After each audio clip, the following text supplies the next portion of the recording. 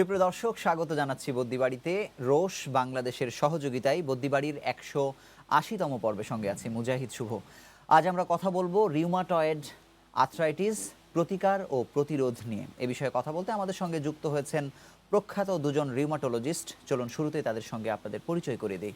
আমাদের সঙ্গে যুক্ত হয়েছেন অধ্যাপক doctor Syed Atiqul Haque, president Asia Pacific league of association for rheumatology, এবং আরও যুক্ত আছেন ডাক্তার মিনহাজ রহিম চৌধুরী, অধ্যাপক রিউমাটোলজি বিভাগ, বঙ্গবন্ধু শেখ মুজিব মেডিকেল বিশ্ববিদ্যালয়। আপনাদের দুজনকে আমাদের সঙ্গে যুক্ত হওয়ার জন্য আন্তরিকভাবে অভিনন্দন জানাচ্ছি। দর্শক, আমরা সরাসরি চলে যেতে চাই মূল আলোচনায়। আমি প্রথমে অধ্যাপক ডাক্তার সৈয়দ আতিকুল হকের কাছে জানতে চাইবো যে আমরা খুব সহজ করে আসলে জানতে চাই যে রিউমাটয়েড আর্থ্রাইটিস এবং অস্টিও আর্থ্রাইটিস জিনিসটা আসলে কি। ধন্যবাদ, অনেক ধন্যবাদ শুভ। আসলে এই ফোরামে এটা একটা চমৎকার একাডেমিক প্রশ্নই বলা হয়। আমরা পরীক্ষায় আমাদের ছাত্রদের প্রায় জিজ্ঞেস করি। রিউমাটয়েড আর্থ্রাইটিস আমরা জয়েন্টের প্রদাহ বলতে বোঝাই যখন একটা জয়েন্টে বাড়তি রস জমা হয়, জয়েন্টগুলো ফুলে উঠে গরম হয়ে যায়, তখন আমরা সেটাকে বলি একটা প্রদাহজনিত বাত। আর যদি আর আরেক ধরনের বাত আছে যেখানে প্রদাহটা নাই অথবা খুবই সামান্য, কিন্তু গিরার ক্ষয় হয়ে গেছে, পুনঃপৌনিক ব্যবহার, তারপরে বয়স বেড়ে যাওয়া, জয়েন্টের উপর অতিরিক্ত চাপ পড়া, এইসব কারণে জয়েন্টের ক্ষয় থেকেও এক ধরনের ব্যথা হতে পারে। তা রিউমাটয়েড আর্থ্রাইটিসটা হচ্ছে একটা প্রদাহজনিত বাত, আর অস্টিও আর্থ্রাইটিসটা হচ্ছে ক্ষয়জনিত বাত। রিউমাটয়েড আর্থ্রাইটিসটা সচরাচর আঙ্গুলের জয়েন্টগুলোকে বেশি আক্রমণ করে, বিশেষ করে আমাদের হাতের আঙ্গুলের জয়েন্টগুলোকে বেশি আক্রমণ করে। আর সেখানে অস্টিও আর্থ্রাইটিস আমাদের হাঁটুকে সবচেয়ে বেশি ব্যবহার করে। হাঁটু, তারপর কোমরের জয়েন্ট, এগুলোকে বেশি আক্রমণ করে থাকে। রিউমাটয়েড আর্থ্রাইটিসের যে ব্যথাটা, এটা যে কোনো জয়েন্টের প্রদাহজনিত ব্যথার একটা বৈশিষ্ট্য। এটা সকালে যখন ঘুম ভাঙে সেই সময় সবচেয়ে বেশি, এবং জয়েন্টের যতই ব্যবহার হবে ততই ধীরে ধীরে ব্যথাটা কমতে থাকবে। পক্ষান্তরে ক্ষয়জনিত বা অস্টিওআর্থ্রাইটিসের যে ব্যথাটা, সেই ব্যথাটা সকালে ঘুম থেকে উঠে বা বিশ্রামের পরে কমে যায়, এরপরে যতই জয়েন্টের ব্যবহার হবে ততই বাড়তে থাকে। রিউমাটয়েড আর্থ্রাইটিসটা সচরাচর মধ্য বয়সের, মাঝ বয়সের বেশি মহিলাদের বেশি হয়ে থাকে, যেমন 40 থেকে 60 এই বয়সের মহিলাদের সবচেয়ে বেশি হয়। অস্টিওআর্থ্রাইটিস আরেকটু পরে বেশি হয়ে থাকে। অস্টিওআর্থ্রাইটিসের রোগীরা সচরাচর একটু বেশি ওজনের হয়ে থাকেন, কারণ ওজনটাও একটা ফ্যাক্টর অস্টিওআর্থ্রাইটিসের। বলা যায় যে উদ্ভব, তার পিছনে অতিরিক্ত ওজনটা একটা উপাদান, কিন্তু রিউমাটয়েড আর্থ্রাইটিসের সাথে অতিরিক্ত ওজনের কোনো সম্পর্ক নাই। তো এই সব কিছু মিলিয়ে আসলে সত্যিকার অর্থে যদি একজন বিশদভাবে অনুশীলন করেন এবং বেশ কিছুদিন যদি রোগী দেখে যদি চর্চা করেন, তাহলে একজন চিকিৎসকের পক্ষে এই দুটা রোগের মধ্যে পার্থক্য করাটা যথেষ্ট সহজই হয়ে যায়। আচ্ছা, ধন্যবাদ। আমি ডাক্তার মিনহাজ রহিম চৌধুরীর কাছে জানতে চাইবো যে আমরা অনেকটাই পার্থক্যটা বুঝে ফেলেছি, তারপরেও আপনার কাছে আরও একটু সুনির্দিষ্টভাবে জানতে চাই যে এটিকে আসলে অনেকে এক করে ফেলে কিনা, অথবা আরও সুনির্দিষ্ট কোনো পার্থক্য রয়েছে কিনা এই দুটির মধ্যে। ধন্যবাদ আপনাকে। আমি কয়েকটি কথা বলবো। তার মধ্যে অত্যন্ত গুরুত্বপূর্ণ একটি বিষয় হচ্ছে, আমাদের সমাজে এখন পর্যন্ত এরকম একটি ধারণা বিদ্যমান যে বাত বা জয়েন্টের ব্যথা এই জাতীয় রোগগুলো সবসময় একটু বয়স্কদের হবে। এই ধারণাটা কিন্তু সম্পূর্ণ ভুল। আসল ধারণাটি হবে, বেশিরভাগ রোগ যেগুলো আমরা রিউমেটোলজি যে সাবজেক্টটা যে কাজ করে, সেখানে যেসব রোগগুলো আছে তার মধ্যে বেশিরভাগ রোগগুলো কিন্তু কম বেশি আক্রমণ করে। আর ওই যে আমি যে কথাটি বলছিলাম যে সমাজে একটি ধারণা বিদ্যমান বেশিরভাগ বয়স্কদের হবে, অনেক বয়স হলে তখন তো আমার শরীরে বাতের রোগ আসবে, বাতের রোগের আক্রমণ, এই ধরনের প্রশ্নের আমরা প্রায়ই সম্মুখীন হই। তো সেটার উত্তর বোধহয় এই অস্টিও আর্থ্রাইটিস রোগগুলো কিন্তু বেশিরভাগ বয়স্কদের। একটু আগে যেটা অত্যন্ত চমৎকার করে বললেন, এই রোগটি কিন্তু বেশিরভাগ বয়স্কদের আক্রমণ করে, এটি একটি ধারণা। যদিও আজকাল দেখা যায় অনেক সময় যারা একটু স্থূলকায় তাদের কিন্তু কম বয়সেও আক্রমণ করে। আর রিউমেটয়েড আর্থ্রাইটিসের ক্ষেত্রে কিন্তু বেশিরভাগই হয়তো দেখা যায় শুরুটা হয় একেবারে ইয়াং বয়সে, কম বয়সে শুরু, এবং কম বয়সে শুরু হয়ে যখন কর্মক্ষম থাকেন একজন মানুষ বেশি, তখনই আক্রমণ করে এবং তারপরে দেখা যায় যে যখন একটা সময় আসে উনি হয়তো একেবারে পঙ্গু হয়ে যান। যদি আমরা চিকিৎসাটা শুরুতে না করতে পারি, ভালো চিকিৎসা, উন্নত আধুনিক চিকিৎসা, তাহলে হয়তো পঙ্গুত্ব বরণ করতে হয়। হুম, হুম। আ এইগুলো হলো অনেক ইম্পোর্টেন্ট। আর রক্তের মধ্যেও কিন্তু একটা পার্থক্য আমরা দেখতে পাই। রক্ত পরীক্ষা করলে, কিছু আনুষঙ্গিক পরীক্ষা-নিরীক্ষা করলে খুব সহজেই রিউমেটোলজি নিয়ে যারা কাজ করছেন, তারা কিন্তু এই পার্থক্যগুলো বুঝে ফেলতে পারেন যে এই রিউমেটয়েড আর্থ্রাইটিস আর এই অস্টিও আচ্ছা, আমি আর্থ্রাইটিস আমি যদি একটু এবং জানতে চাই চিকিৎসক যে কিন্তু চিকিৎসক না, যদি একজন রোগী আসলে এটির পার্থক্য কিভাবে করতে পারবে অথবা কিভাবে বুঝবে যে দুটো আলাদা? এই বিষয়টি যদি একটু পরিষ্কার করেন। আ রোগী সাধারণত যখন অস্টিও আর্থ্রাইটিস রোগটি কিন্তু বেশিরভাগ ক্ষেত্রেই দেখা যায় যে হাঁটুর জয়েন্ট গুলো অথবা কোমরের হাড়গুলোতে বেশি আক্রমণ করে। আমাদের বেশিরভাগ রোগী কিন্তু হাঁটুতে ১ম আক্রমণ হয়, হাঁটুর ব্যথা নিয়ে আমাদের কাছে আসে। পক্ষান্তরে যখন রিউমেটয়েড আর্থ্রাইটিস এই রোগগুলোর কিন্তু বেশি আকর্ষণ থাকে ছোট, ছোট জয়েন্ট গুলোর উপরে। অর্থাৎ আমাদের হাতে বেশিরভাগ ক্ষেত্রে হাতেরই ছোট, ছোট যে টিউবগুলো আছে সেগুলোর দিকে বেশি নজর থাকে, বেশি আক্রমণ হয়। আর পায়েরও ছোট, ছোট জয়েন্ট গুলোর দিকে বেশি নজর থাকে। ২ পাশ প্রায় একই রকমভাবে আক্রান্ত হয় এবং সকালবেলা ঘুম থেকে উঠলে বেশি থাকে, বিশ্রাম নিতে গেলে বেশি থাকে। পক্ষান্তরে অস্টিও আর্থ্রাইটিস এর বেশিরভাগ রোগীদের দেখা যায় চলাফেরা করতে গেলে অথবা হাঁটুগুলো ভাঁজ করতে গেলে বেশি ব্যথা অনুভব করেন। কোমরেও ঠিক এরকমই একটু পরিশ্রম করতে গেলে, বেশি হাঁটাচলা করতে গেলে হয়তো বেশি শরীর ব্যথা অনুভব করছেন। এইভাবে রোগীও বুঝতে পারবেন যে এটিকে রিউমেটয়েড আর্থ্রাইটিস অথবা অস্টিও আর্থ্রাইটিস, ওনাদের জন্য পার্থক্য করাটা সহজ হবে। এবং একটু স্থূলকায় যারা তাদের তো বেশিরভাগ ক্ষেত্রে অস্টিও আর্থ্রাইটিস হয়, একটু বয়স বেশি। আচ্ছা, এইভাবে পার্থক্য রোগীরাও করতে পারে। আপনার কাছে আসবো আমি সৈয়দ আতিকুল হকের কাছে আসলে জানতে চাইবো যে এই রোগগুলো যে মানুষকে আক্রমণ করছে অথবা মানুষের জীবন বিড়ম্বনার শিকার হচ্ছে, এমন কি কোনো পদ্ধতি আছে জীবনযাপন, খাদ্যাভ্যাস, যার মাধ্যমে কোনো নিয়ম মেনে চললে হয়তো এগুলো থেকে একটু হলেও মুক্ত থাকা সম্ভব? কেমন হতে পারে? কি কি পদ্ধতি হতে পারে? অনেক ধন্যবাদ। আসলে অস্টিওআর্থ্রাইটিস এর জন্য কিন্তু জীবনযাত্রার প্রণালীটা পরিবর্তনই সবচেয়ে প্রধান চিকিৎসা। অস্টিওআর্থ্রাইটিস এর জন্য এখনো কার্যকর ওষুধ কিন্তু বের হয়নি। তার মানে আমাদের যেমন ওজন কমানো একটা, তারপরে নিয়মিত ব্যায়াম করা, ওই জয়েন্ট গুলোর ক্ষয়টা যাতে ত্বরান্বিত হয় যে সমস্ত কাজে সেগুলি এড়িয়ে চলা। যেমন আমরা হাঁটুর অস্টিওআর্থ্রাইটিস এ বলে থাকি যে হাঁটু গেড়ে বসাটা যত কম পারবেন তত কম করবেন। সিঁড়ি বেয়ে উঠে নামাটা যত কম সম্ভব তত কম করবেন। এই ধরনের জীবনযাত্রার কিছু প্রণালী, তার মধ্যে অবশ্যই খাদ্য নিয়ন্ত্রণ করে ওজন কমানো। এগুলি হচ্ছে অস্টিওআর্থ্রাইটিসের প্রধান চিকিৎসা। আসলে ওষুধ নাই।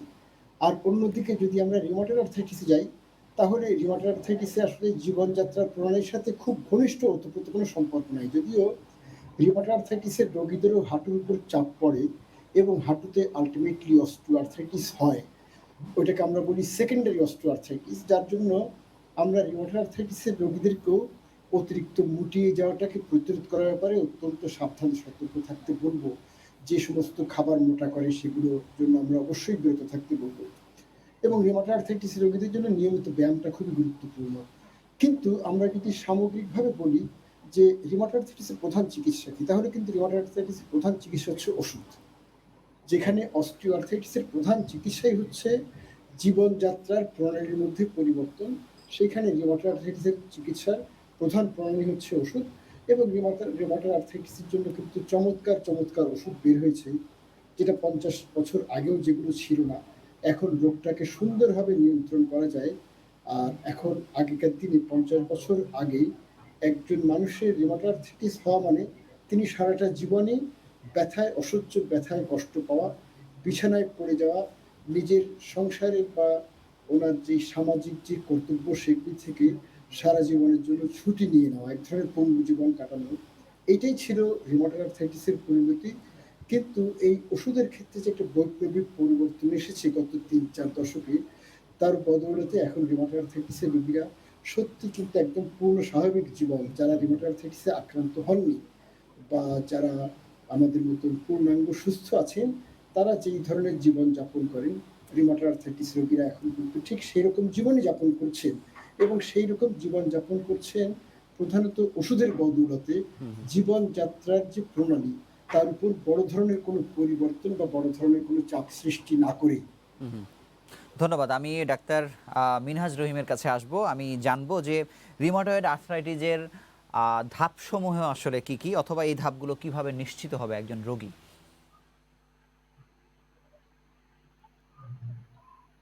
প্রথম দিকেই যখন আক্রমণগুলো হয় তখন কিন্তু রোগীদের খুব অনেক রোগী দেখা যায় হয়তো প্রথম দিকের আক্রমণগুলোতেই হয়তো দেখা গেল যে জয়েন্ট গুলো ব্যথা হচ্ছে, ফুলে যাচ্ছে। এভাবেই কিন্তু বেশিরভাগ রোগীদেরই আক্রমণ হয় এবং আক্রমণগুলোতে আমরা আগেই বললাম যে বিশেষ করে ছোট ছোট হাতের জয়েন্ট গুলো, পায়ের ছোট ছোট জয়েন্ট গুলোতে বেশি আক্রমণ হয়। তবে অন্য জয়েন্ট গুলোও কিন্তু আক্রমণ হতে পারে, ব্যথা এবং ফুলে যাওয়া হতে পারে। অর্থাৎ যেকোনো জয়েন্টকেই আক্রমণ করতে পারে এবং বেশিরভাগ ক্ষেত্রে দেখা যায় হয়তো দুই পাশকেই আক্রমণ করলো। যেমন আমরা যদি হাতের কথা বলি, দুই হাত, হাতের কনুইয়ের জয়েন্ট, শোল্ডার জয়েন্ট যেগুলো বাহুর সাথে যে জয়েন্ট গুলো সেগুলো, তারপরে ছোট জয়েন্ট গুলো তো আছেই। ঠিক তেমনি পায়েও এরকম দুই পাশই আক্রমণ করলো, এইভাবে ঘটে। বেশিরভাগ ক্ষেত্রে হয়তো রিউমাটয়েড আর্থ্রাইটিস আবার পিছন দিকে কোমরের অংশকে খুব বেশি আক্রমণ নাও করতে পারে এবং এইভাবেই এই ব্যথাগুলো একটু চলতে থাকে। এবং এই ব্যথাগুলো যদি আমরা এগুলোকে, যে আমরা এখন বলি যে রিউমাটয়েড আর্থ্রাইটিসকে ভিতর থেকে বাধা দানকারী ওষুধ, অর্থাৎ রোগের যে আসল ওষুধ সেগুলো যদি আমরা একটু প্রয়োগ করতে না পারি তাহলে কিন্তু ক্রমশ এই রোগগুলো বাড়তে থাকে, জটিলতার দিকে যেতে পারে। এবং রিউমাটয়েড আর্থ্রাইটিসের একটা বৈশিষ্ট্য হচ্ছে যে রিউমাটয়েড আর্থ্রাইটিস কিন্তু শুধু এই জয়েন্টের মধ্যেই সীমাবদ্ধ থাকবে না, থাকে না, অনেক সময় অন্যান্য অঙ্গ প্রত্যঙ্গ আক্রমণ করতে পারে এবং সেই সব ক্ষেত্রে একেবারে চোখ থেকে শুরু করে পায়ের পাতা পর্যন্ত অনেকটা এরকম বলা যায় যে হয়তো চোখকে আক্রমণ করে বসলো, হৃদযন্ত্র বা হার্টকে আক্রমণ করলো, ফুসফুসকে আক্রমণ করলো। এইভাবে অন্যান্য অঙ্গ প্রত্যঙ্গকেও আক্রমণ করে রোগীকে বেশ বেকায়দায় ফেলে দিতে পারে, অর্থাৎ ক্রমশ জটিলতার দিকে যেতে পারে। এবং আমরা কিন্তু এগুলোকে বৈজ্ঞানিক পদ্ধতিতে আমাদের মতো করে আমরা এগুলোর এখন কি পর্যায়ে আছেন রোগী জি। সেগুলোকে ক্যালকুলেট করার কিছু পদ্ধতি আছে, যেগুলো হয়তো সাধারণ দর্শকদের জন্য খুব বেশি প্রয়োজন নাই, কিন্তু একজন চিকিৎসক এগুলোকে ভাগ করে ফেলতে পারেন যে এইভাবে। কিন্তু এখন নিয়ম হচ্ছে যে আমাদের এই রোগীদেরকে যত তাড়াতাড়ি সম্ভব আমরা উন্নত আধুনিক ওষুধ দিয়ে চিকিৎসা শুরু করব, ততই কিন্তু রোগীর জন্য ভালো। অর্থাৎ আমরা এই যে জয়েন্ট গুলোর যে প্রদাহ হচ্ছে, এইগুলো যে ক্রমশ ড্যামেজ করবে, আমরা যদি এগুলোকে প্রথম থেকে আটকাতে পারি তাহলে কিন্তু ওই যে ড্যামেজ, অথবা আমরা বলতে পারি যে পার্মানেন্ট ক্ষতিগ্রস্ত হওয়ার যে বিষয়টা, সেটাকে যদি আমরা একটু আটকে দিতে পারি তাহলে কিন্তু এই রোগীদের আর ভবিষ্যতে জটিলতা আর হবে না এবং এগুলোকে আমরা কষ্টও কমে যাবে অনেক। সুতরাং এখন এই জায়গাটাকেই গুরুত্ব দেওয়া হচ্ছে। আমরা বলি যত দ্রুত রোগ নির্ণয় এবং যত দ্রুত চিকিৎসাটা শুরু করা, তাহলেই কিন্তু এই রোগীরা এই রোগীদের জন্য ভালো।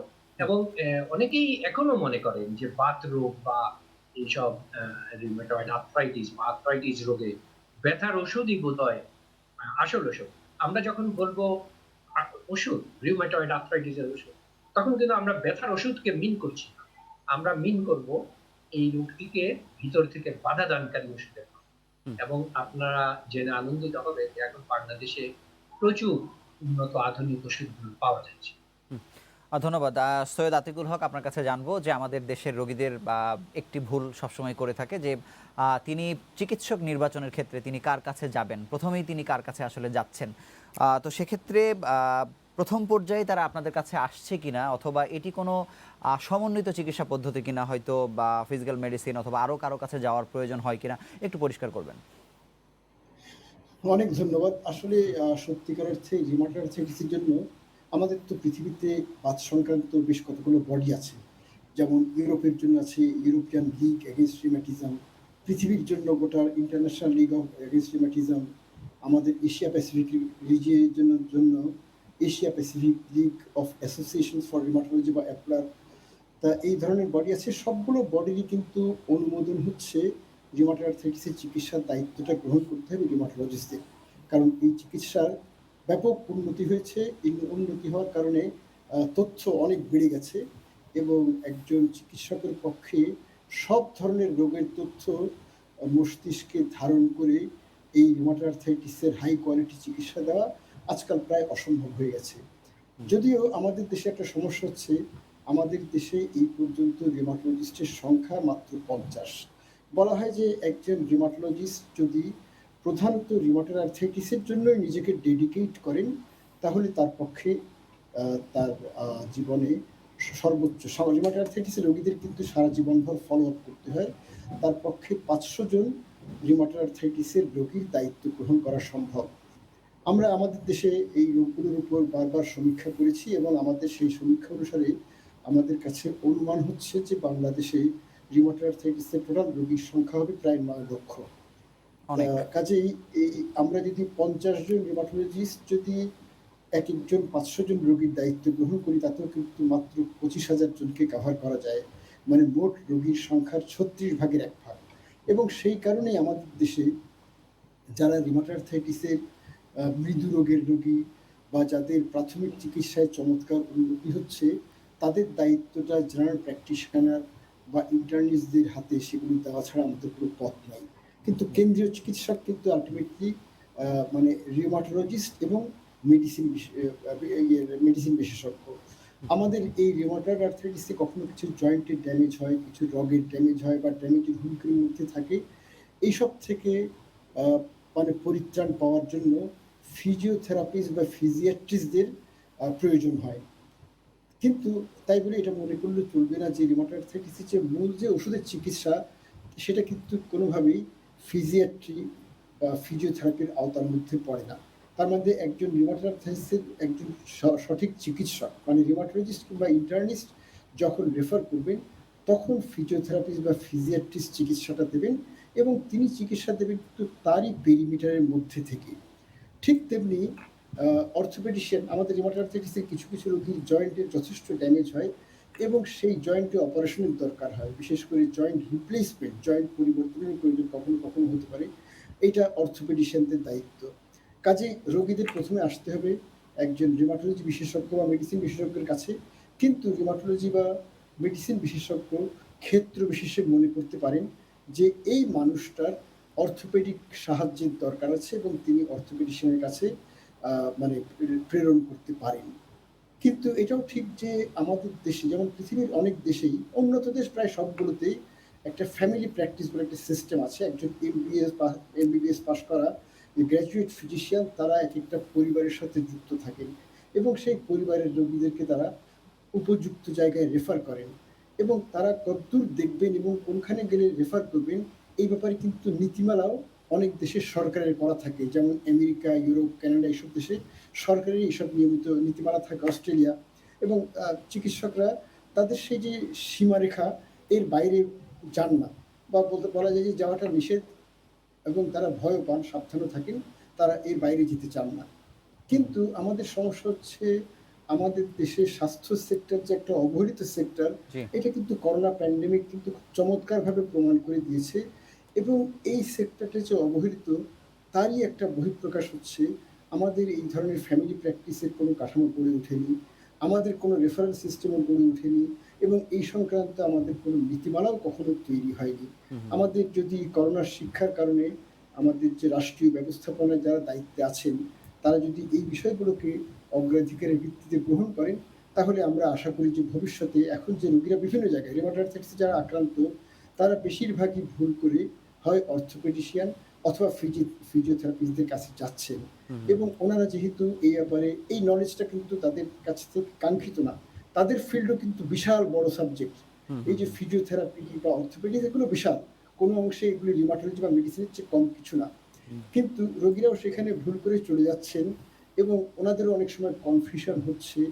রিউমাটয়েড আর্থ্রাইটিসের যেই সঠিক চিকিৎসাটা দ্রুত দিতে পারলে ভালো। বলা হয় যে রিউমাটয়েড আর্থ্রাইটিসের একজন রোগী সবচেয়ে ভালো ফল পাবেন যদি তাকে সঠিক উপযুক্ত চিকিৎসা তার ব্যথাটা দেখা দেওয়ার ৩ মাসের মধ্যেই শুরু করা যায়। কিন্তু স্যার আমরা কিন্তু এটিও দেখি যে রোগীর চিকিৎসকদের মধ্যে হয়তো কতিপয় চিকিৎসক যাদের এই ধরনের রোগীকে ছাড়ার ব্যাপারে অথবা প্রেসক্রাইব করার ব্যাপারে অথবা রেফার করার ব্যাপারে এক ধরনের অনীহা কিন্তু থাকে, যে কারণে হয়তো রোগীরা ভুক্তভোগী অনেক ক্ষেত্রে হয় আর কি। অনেক রোগীরা এই ধরনের অভিযোগ দিয়ে থাকে। স্যার, আমি আপনার কাছে আসবো, আমাদের সময় তো ধীরে ধীরে কমছে। আমি ডাক্তার মিনহাজ রহিমের কাছে একটু জানবো যে রিউমাটয়েড আর্থ্রাইটিস নির্ণয়ের পর রোগী অবশ্যই চিকিৎসকের পরামর্শ নেবে, কিন্তু আর রোগ নির্ণয়ের পর রেগুলার পরীক্ষা নিরীক্ষা আসলে প্রয়োজন কিনা, আসলে কি কি টেস্ট করানো প্রয়োজন, একটু পরিষ্কার করবেন।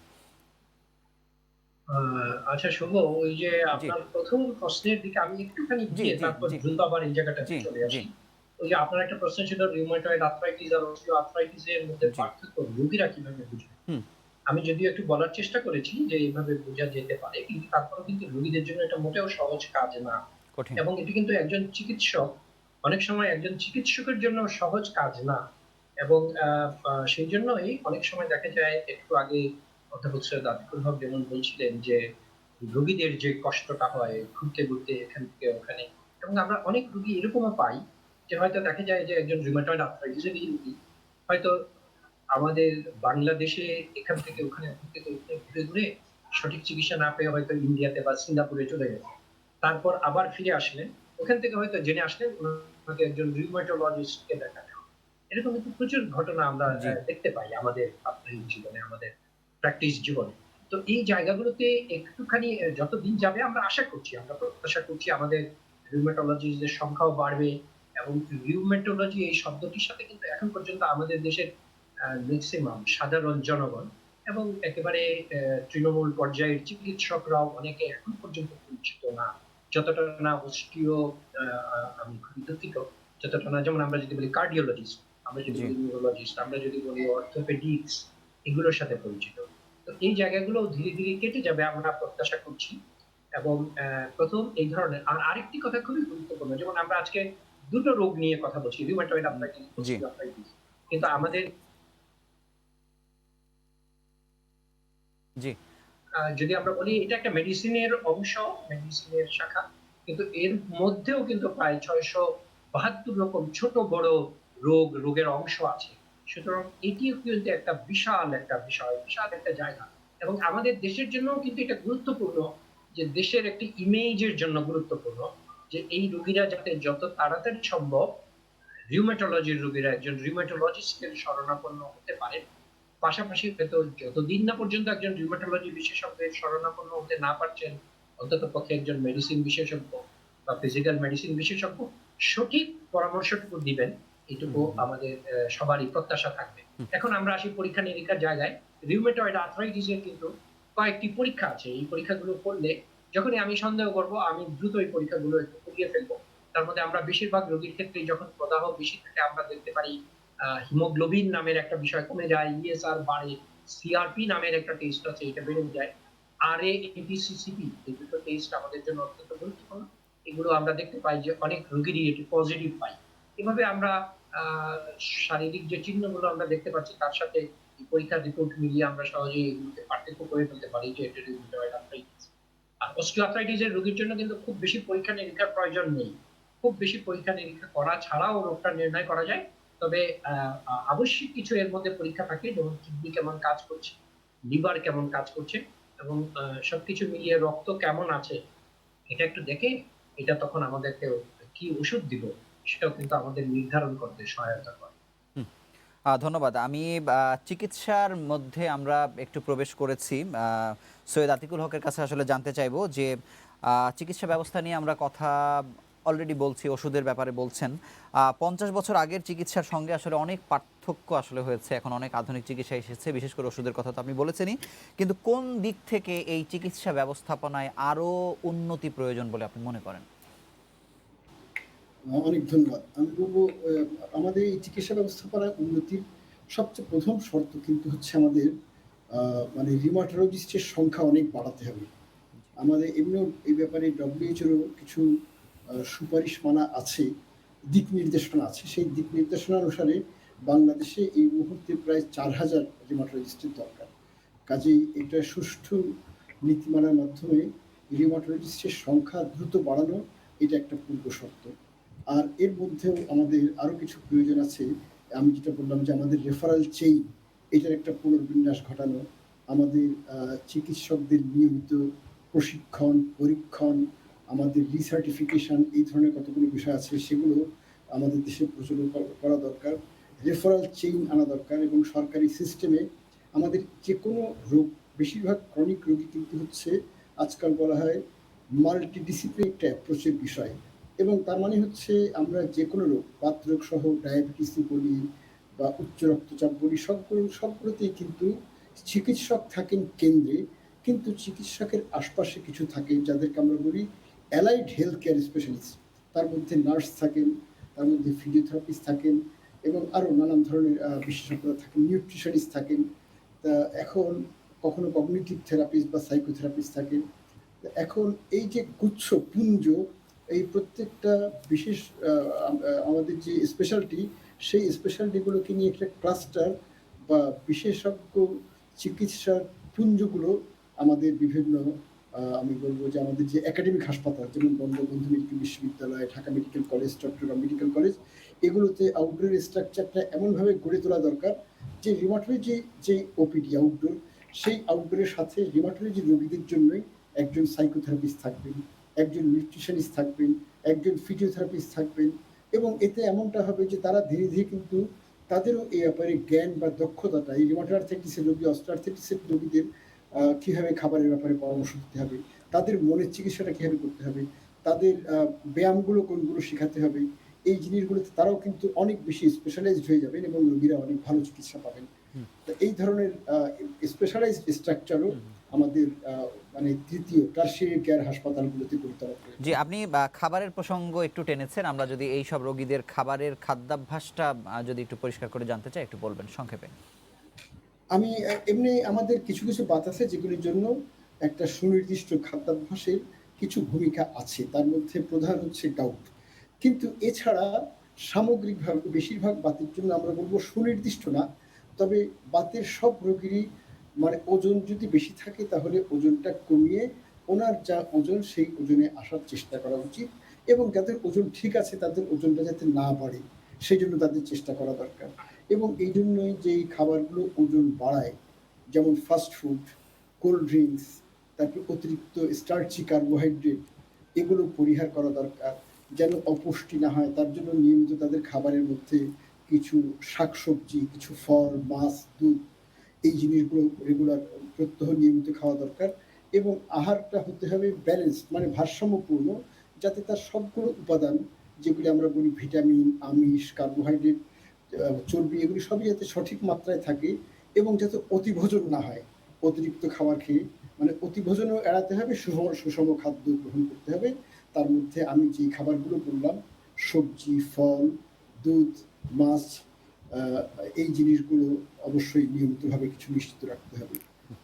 ধন্যবাদ। আমি ডাক্তার মিনহাজ রহিমের কাছে আবারও একটু আসবো যে রিউমাটয়েড আর্থ্রাইটিস নিয়ে আসলে রোগী কোয়ালিটি লাইফ লিড করতে পারে কিনা, আসলে এটা আদৌ সম্ভব কিনা। হ্যাঁ, সেটা তো অবশ্যই পারবে। এখন সবচেয়ে বড় কথা হচ্ছে যে আমরা কবে রোগটা নির্ণয় করতে পারলাম, সেই জায়গাটা কিন্তু খুব গুরুত্বপূর্ণ।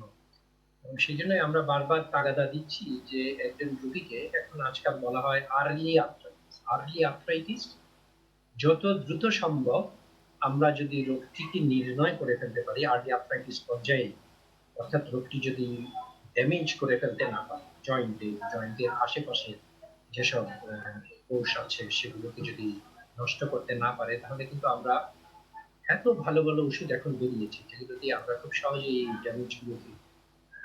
ড্যামেজ গুলোর হাত থেকে, ক্ষতিগ্রস্ত হওয়ার হাত থেকে রোগীদেরকে আমরা ভালো রাখতে পারি।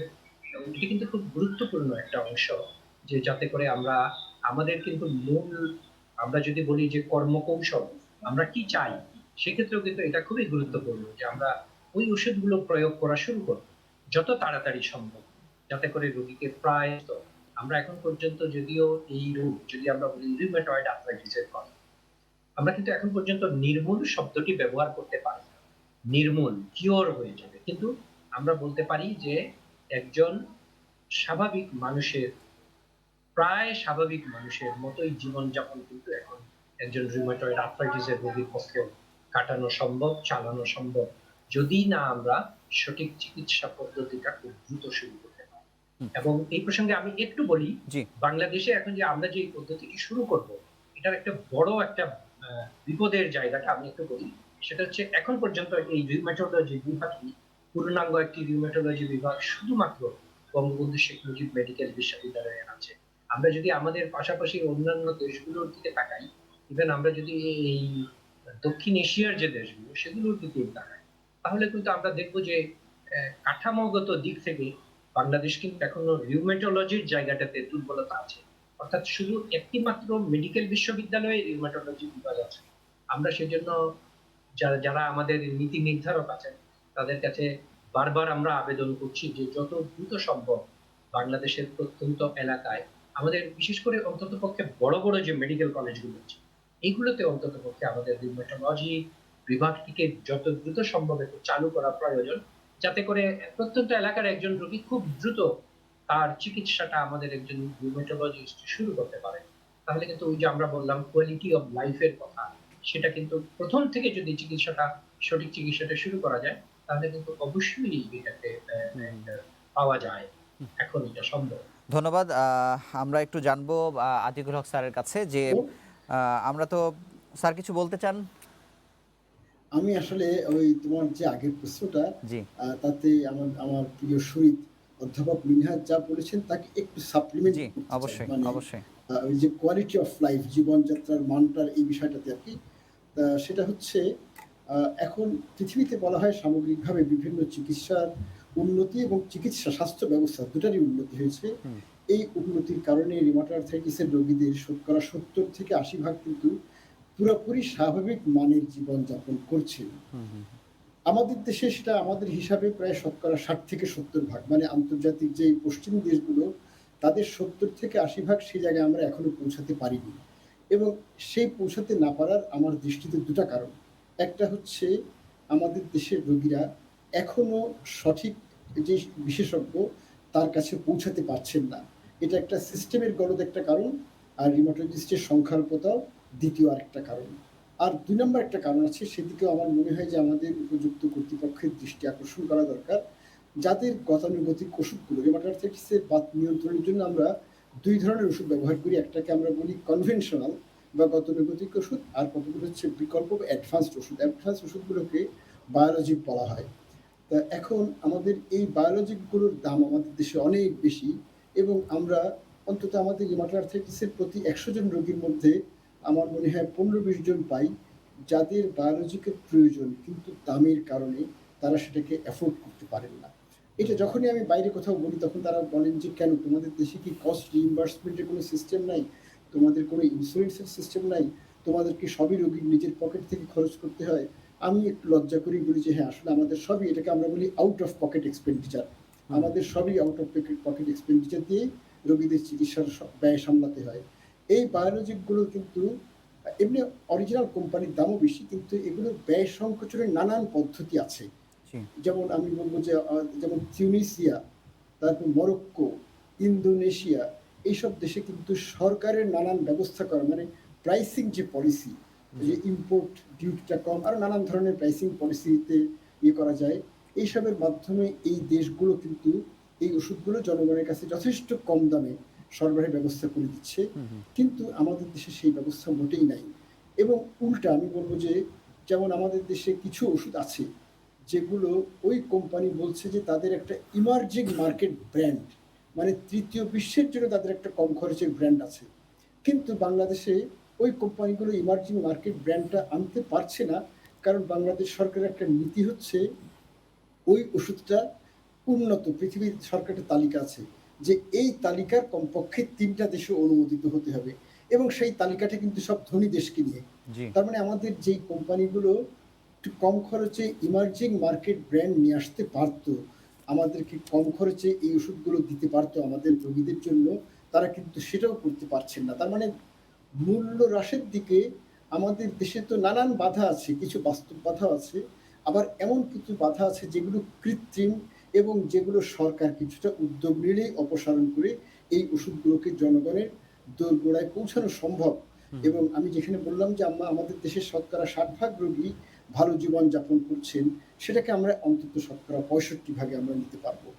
অনেক ধন্যবাদ। এখন তুমি আমাকে কিছু একটা আচ্ছা, প্রশ্ন আমি কি আমি করতে প্রশ্ন চাচ্ছিলা? করতে চাইছিলাম যে একটু কোভিড প্রসঙ্গে আসতে চাই। আমরা একেবারে শেষ প্রান্তে অনুষ্ঠানের যে এই রোগে যারা আক্রান্ত তারা কোভিড দ্বারা আক্রান্ত হতে পারেন কিনা? হওয়ার অভিজ্ঞতা হয়তো আপনারা দেখেছেন কেউ হয়েছে কিনা? যদি হয়ে থাকে কোমরবিড কন্ডিশনের যে রোগীরা যারা বয়স্ক তারা যে ঝুঁকিতে পড়ে যাচ্ছেন, এই ধরনের রোগীরা এক্সট্রা কোনো ঝুঁকিতে আসলে পড়ছে কিনা? আপনার কাছে জানবো। অনেক ধন্যবাদ। এমনি যে আমাদের কোভিড-19 এর জন্য যে কতগুলো কোমরবিডিটিকে তালিকাভুক্ত করা হয়েছে যে এই রোগের রোগীরা করোনায় বেশি আক্রান্ত হন অথবা করোনায় আক্রান্ত হলে জটিল করোনায়, তীব্র করোনায় তারা বেশি আক্রান্ত হন। যেমন ডায়াবেটিস, হার্ট ফেইলিউর, ক্রনিক ফুসফুসের রোগ, কিডনির রোগ, এই ধরনের কতগুলো রোগকে সেই তালিকাভুক্ত করা হয়েছে। আমাদের বাতগুলো সামগ্রিকভাবে সেই তালিকায় নাই। রিউমাটয়েড আর্থ্রাইটিস তো অবশ্যই নাই। আর তার পাশাপাশি মানে দেখা গেছে যে কিছু বাতের রোগী যেমন সিস্টেমিক লুপাস এরিথেমাটোসাস বলে একটা বাত আছে, সেই বাতের রোগীদের কোনো অজ্ঞাত কারণে তারা করোনায় একটু কম আক্রান্ত হন। এইটাও ঠিক যে রিউমাটয়েড আর্থ্রাইটিসের রোগীরা করোনায় আক্রান্ত হবেন। যেকোনো একজন সুস্থ মানুষ যেমন করোনায় আক্রান্ত হচ্ছেন, রিউমাটয়েড আর্থ্রাইটিসের রোগীরা সেই একই হারে বা অস্টিও আর্থ্রাইটিসের রোগীরা সেই একই হারে কিন্তু করোনায় আক্রান্ত হতে পারেন। রিউমাটয়েড আর্থ্রাইটিস বা অস্টিও আর্থ্রাইটিস তাদেরকে করোনা থেকে কোনোভাবেই প্রোটেকশন দিচ্ছে না, রক্ষা করছে না। জি। এইজন্য তাদের একটু জানা থাকতে হবে যে আমরা যে বললাম, আমরা রিউমাটয়েড আর্থ্রাইটিসের জন্য কতগুলো ওষুধ ব্যবহার করে থাকি যেগুলিকে আমরা বলি সনাতন ওষুধ। এগুলো তারা চালাতে পারবেন। মেথোট্রেক্সেট, সালফাসালাজিন, হাইড্রক্সিক্লোরোকুইন এগুলি তারা অবশ্যই চালাতে পারেন। কিন্তু যখনই একজন রোগী করোনায় আক্রান্ত হয়ে যাবেন, তখন তার মেথোট্রেক্সেটটাকে বন্ধ করতে হয়, নোডিয়াকে বন্ধ করতে হয় এবং যদি তারা বায়োলজিকগুলো পান, আমাদের অনেক রোগী এখন বায়োলজিক পাচ্ছেন, তাহলে তাদের সেই বায়োলজিকগুলোকেও বন্ধ করতে হবে। আমি সমস্ত আমার বাতের রোগী যারা তাদের সবার প্রতি স্বনির্বদ্ধ অনুরোধ রাখবো যেই স্বাস্থ্যবিধিগুলো জনগণ সবাইকে মানার কথা বলা হয়, যেমন প্রয়োজন মাফিক সাবান দিয়ে ২০ সেকেন্ড হাত ধোয়া, বাসা থেকে পারতপক্ষে বের না হওয়া, বের হলে মাস্ক পরিধান করা, সামাজিক দূরত্ব বজায় রাখা, নাকে মুখে হাত না দেওয়া, এই যে কতগুলো স্বাস্থ্যবিধি বলা হয়, সেই স্বাস্থ্যবিধি আপনার আশেপাশে যারা বাতে আক্রান্ত নন, তারা যত কঠোরভাবে অনুশীলন করেন, আপনাদের অবশ্যই তার চেয়ে অনেক বেশি কঠোরভাবে এগুলিকে অনুশীলন করতে হবে।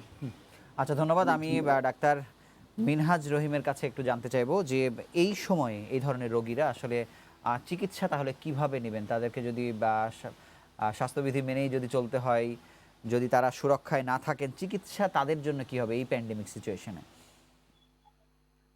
ধন্যবাদ। এখন তো আমরা প্রায় সব রোগীদেরকেই বলছি যে যতটুকু সম্ভব যদি বাড়িতে থেকে চিকিৎসাটা চালিয়ে নেওয়া যায় সেটাই হবে সবচেয়ে ভালো। এবং সেইসব ক্ষেত্রে আমরা যারা রিউমেটোলজি চিকিৎসা দিচ্ছি তারা তো টেলিমেডিসিনের মাধ্যমে সাহায্য করার চেষ্টা করছি। এছাড়াও আমাদের মেডিসিন বিশেষজ্ঞ বা আরো যারা ফিজিয়াট্রিস্ট আছেন, অর্থোপেডিক সার্জনরাও আছেন, যার দায়িত্ব কিন্তু এইভাবে পালন করছেন। সেটা একটা স্বস্তির জায়গা। আর কিন্তু যখন একান্তই প্রয়োজন হয় তখন তো সেই ক্ষেত্রে অবশ্যই চিকিৎসকের সাথে সরাসরি একটু সংযুক্ত বা দেখা করার প্রয়োজন হয়। আর চিকিৎসার বিষয়টা আরেকটি ইন্টারেস্টিং একটু জায়গা আপনাদেরকে একটু আমরা জানিয়ে রাখি যে আমরা রিউমেটোলজিতে যে ওষুধগুলো বিশেষ করে ব্যবহার করছি তার মধ্যে কিন্তু যেমন ৩ টি ওষুধের কথা আমি একটু বলব। এগুলো নিয়ে কিন্তু আবার এই কোভিড রোগীদের চিকিৎসায়ও খুব আলোচিত হচ্ছে। কাজ করে না এবং জি। বিভিন্ন রকম এখন পর্যন্ত বৈজ্ঞানিক পরীক্ষা-নিরীক্ষা চলছে। যেমন হাইড্রক্সিক্লোরোকুইন বহুল আলোচিত একটি নাম। এই ওষুধটি কিন্তু আমরা আমাদের এই রিউমেটয়েড আর্থ্রাইটিস যে রোগটি নিয়ে আজকে আলোচনা হচ্ছে এবং এসএলই বা সিস্টেমিক লুপাস এরিথেমাটোসাস এগুলোকে কিন্তু আমরা প্রায়শই ব্যবহার করি। এবং এগুলো এটা একটা ওষুধ। আরেকটি ওষুধ হচ্ছে বারিসিটিনিব। বারিসিটিনিব একটি উন্নত আধুনিক ওষুধ এবং আপনারা জেনে আনন্দিত হবেন যে এই ওষুধটিও এখন বাংলাদেশের বাজারে চলে এসেছে। আর আরেকটি ওষুধ টসিলিজুমেব। এই কোভিড চিকিৎসা করতে গিয়ে সকল পর্যায়ের চিকিৎসকরা এই টসিলিজুমেব যেটা বাংলাদেশে একটেমরা নামে পাওয়া যায়, টসিলিজুমেবের সাথেও পরিচিত হয়ে গিয়েছে। এই ওষুধগুলো তাহলে কিন্তু আমরা রিউমেটোলজিতে কিন্তু রিউমেটোলজিস্টদের কাছে অনেক আগে থেকেই পরিচিত। এটা একটা খুব ইন্টারেস্টিং একটা জায়গা। আমি একটু আলোচনায় আনলাম। আর চিকিৎসার জায়গাটি আমি তো বললামই যে এটা আমরা পরামর্শ দিচ্ছি যে খুব বেশি প্রয়োজন না হলে বাসা থেকে বের না হওয়া ভালো। কিন্তু আমাদের রিউমেটোলজি বা এই ধরনের বাত রোগীদের অধিকাংশই কিন্তু আমরা বলি যে ২ থেকে ৩ মাস পর, পর একটু ফলো আপ করা প্রয়োজন হয়ে পড়ে। কারণ আমাদের দেখতে হয় আমাদের রোগীর কিডনির অবস্থা কেমন আছে, লিভারের অবস্থা কেমন, ওভারঅল বাত রোগটাই এখন কেমন আছে এবং সেইসব হিসাব-নিকাশ করে আমরা রোগীদেরকে কিন্তু ওষুধগুলোকে অ্যাডজাস্ট করি। তো সেটা অবশ্যই সেজন্য আমাদের রোগীদের প্রতি আমাদের পরামর্শ থাকে যে যেকোনোভাবে হোক আমাদের রোগীরা কিন্তু আমাদের সাথে একটা যোগাযোগের ব্যবস্থা রাখবেন। যাতে করে এটি টেলিফোনে যদি সেরে নেওয়া যায় টেলিফোনে আমরা সারবো। আর যেসব রোগীদের ক্ষেত্রে একান্ত বাধ্য হবে তাদেরকে তো আমরা একটু হসপিটালে আসার, ভর্তি হওয়ার পরামর্শ অবশ্যই দিব। আচ্ছা, ধন্যবাদ। আমি সৈয়দ আতিকুল হকের কাছে জানবো। আমরা শেষের দিকে একজন ফেসবুকে জানতে চেয়েছেন যে এই রোগে কি হাত পায়ের জয়েন্ট এর হাড়গুলো কি বাঁকা হয়ে যায় কিনা। একই প্রশ্ন আসলে অনেকেই করেছেন যে আমার হাত অনেকটাই বাঁকায় গেছে, কি করার আছে। এটি ছাড়াও আমি শেষ প্রশ্ন আপনাকে করব যে রোগীরা আসলে এই রোগের ক্ষেত্রে কি ধরনের ভুল বেশি করে থাকেন। জি, বলবেন। অনেক ধন্যবাদ। আমি বলব যে হ্যাঁ, অবশ্যই রিউমাটয়েড আর্থ্রাইটিসের একটা বৈশিষ্ট্য হচ্ছে আঙ্গুলগুলো বাঁকা হয়ে যাওয়া। মানে এটা হচ্ছে ওই ২ টা হাড়ের মাঝখানে আমাদের হাতের আঙ্গুল আঙ্গুলগুলোতে ৩ টা করে হাড় থাকে। সেই হাড়গুলোর মাঝখানে যে জয়েন্ট, সেই জয়েন্টের ক্ষয় হওয়ার কারণে আঙ্গুলগুলো বাঁকা হয়। এটা রিউমাটয়েড আর্থ্রাইটিসের একটা প্রধান বৈশিষ্ট্য। এই আঙ্গুল যখন বাঁকা হয়, এটা ১ম এটা একটা পরিবর্তনীয় পর্যায়ে থাকে। যদি একজন রোগী যদি দ্রুত চিকিৎসা শুরু করেন, অনেকেরই আঙ্গুলটা আবার সোজা হতে পারে। কিন্তু যতই দিন গড়িয়ে যায়, ততই ধীরে, ধীরে এই বাঁকা হওয়াটা অপরিবর্তনীয় একটা শেপ ধারণ করে এবং তখন চিকিৎসা দিয়েও আমাদের ওষুধের চিকিৎসা দিয়েও সেটাকে সহজ করা যায় না। আমি বলব এটা যখন কেউ লক্ষ্য করবেন যে আঙ্গুল বাঁকা হচ্ছে, যত দ্রুত সম্ভব একজন রিউমাটোলজিস্টের শরণাপন্ন হওয়ার চেষ্টা করবেন। আর যাদের কিছুটা বাঁকা হয়ে গেছে তাদের যাতে আর বাঁকা না হয় তার জন্য মূল রোগটাকে নিয়ন্ত্রণের পাশাপাশি কিছু ফিজিওথেরাপিউটিক পদ্ধতি আছে। যেমন হাতের সেই আঙ্গুলের মাংসগুলোর শক্তিটা বাড়ানো, রগগুলোর ইন্টিগ্রিটি বাড়ানো, এসব করে কিছু ফিজিওথেরাপিউটিক পদ্ধতি আছে এবং এইজন্য আপনাদের একজন ফিজিওথেরাপিস্টেরও শরণাপন্ন হতে হয়। যাদের আঙ্গুল খুব বেশি বাঁকা হয়ে যায় তাদের জন্য প্রয়োজন হয় অপারেশন। অপারেশনের মাধ্যমে এটা ঠিক করার পদ্ধতি রয়ে গেছে। যদিও এই অপারেশনগুলো আমাদের দেশে এখনো খুব ভালো হারে আসেনি।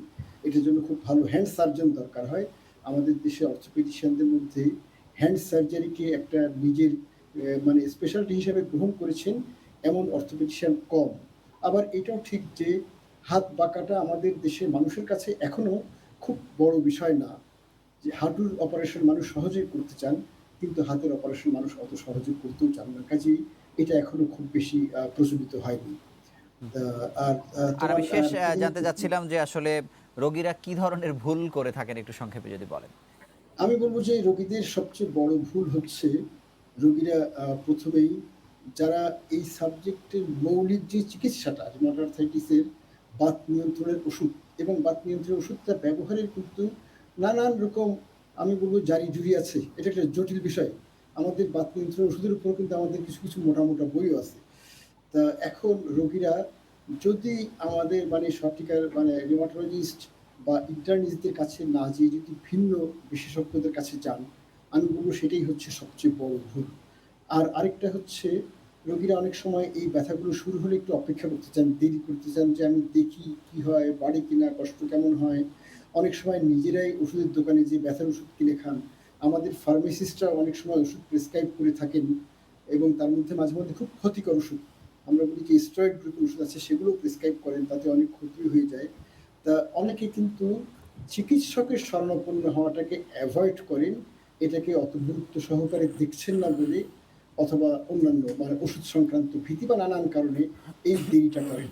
তা আমি বলব যে বিলম্বটা না করা। রোগের লক্ষণ যখন দেখা দেবে তখন বিলম্ব না করা এবং তখন সঠিক বিশেষজ্ঞের কাছে যাওয়া, এই ২ টা জিনিস অবশ্যই খেয়াল রাখতে হবে। আপনাদের দুজনকেই অসংখ্য ধন্যবাদ। খুব চমৎকার করে প্যান্ডেমিক সিচুয়েশন এবং এর আগের সব বিষয় নিয়ে রোগীদের সহজ করে বলার জন্য। আপনারা ভালো থাকবেন এবং সুস্থ থাকবেন, এবং দর্শক আমাদের সঙ্গে দীর্ঘ সময় থাকার জন্য আপনাদেরও আন্তরিকভাবে অভিনন্দন জানাচ্ছি। আগামী পর্বে আবারও নতুন কোনো বিষয় নিয়ে হাজির হব বদ্যিবাড়িতে। সেই সময় পর্যন্ত ভালো থাকুন, সুস্থ থাকুন এবং সঙ্গে থাকুন সময়ের।